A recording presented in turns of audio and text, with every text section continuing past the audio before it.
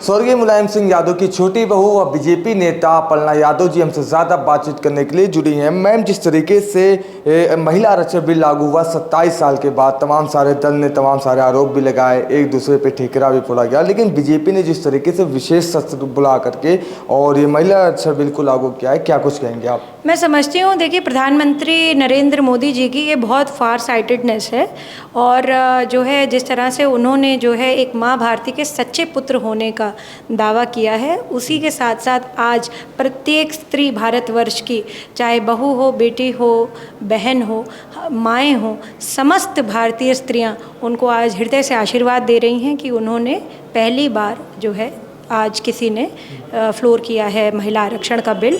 और मैं समझती हूँ इस बिल के आने से जो फ़ायदा होगा, जो राजनीतिक पार्टिसिपेशन बढ़ेगा, जो राजनीतिक रूप से महिला सशक्त होंगी, चाहे वो लोकसभा में हो, राज्यसभा में हो, विधान परिषद में हो, विधानसभा में हो, राजनीतिक पार्टियों में हो, तो इससे जो है देश की दिशा और दशा बदलेगी। मायावती ने एक बहुत बड़ा आरोप लगाया। उन्होंने कहा कि जिस तरीके से आरक्षण बिल लागू हुआ है तो उसमें SC, ST, OBC महिलाओं को ज़्यादा बढ़ावा दिया जाए, हमेशा उनका ऑलरेडी देखिए देश में रिजर्वेशन की पॉलिसी है और जो है उसमें SC, ST और OBC के लिए जो है ट्राइबल्स के लिए एक व्यवस्था बनी हुई है रिजर्वेशन पॉलिसी की।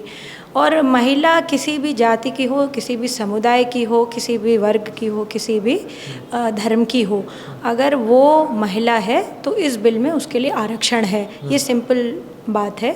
और देखिए रिजर्वेशन ऑलरेडी है हमारे देश में, तो मैं समझती हूँ कि जो है इस प्रकार की बात करने का कोई मतलब नहीं है। मैम, आखिरी सवाल लेते हैं। एक पार्टी है वो कह रहे हैं कि महाझूठ की शुरुआत हो गई है, विशेष सत्र जो बुलाया गया। विपक्ष का काम यही सब है कि लोगों को गुमराह करना, हमेशा जो है जुमलेबाजी करके और नारेबाजी करके या इस तरीके की लोगों को दिशा भ्रम करके टॉपिक से डिविएट करना।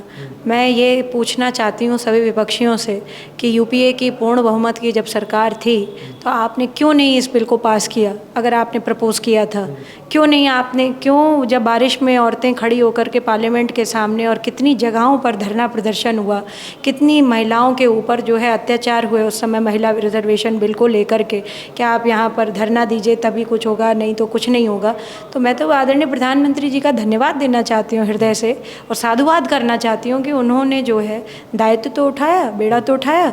और आदरणीय प्रधानमंत्री श्री नरेंद्र मोदी जी के कथनी करने में कोई फ़र्क नहीं है, ये साफ परिलक्षित होता है। ये थे हमारे साथ अपर्णा यादव जो कह रही थी कि महिला आरक्षण बिल जो लागू हुआ है वो देश हित में है, और जो विपक्षी दल हैं वो आरोप लगाते हैं, उनका काम है आरोप लगाना, लेकिन प्रधानमंत्री नरेंद्र मोदी के जो काम है उनकी कथनी करने में काफ़ी फ़र्क है। लखनऊ से कैमरा पर्सन आयुष सोनी के साथ इरफान रिजवी, द लीडर हिंदी।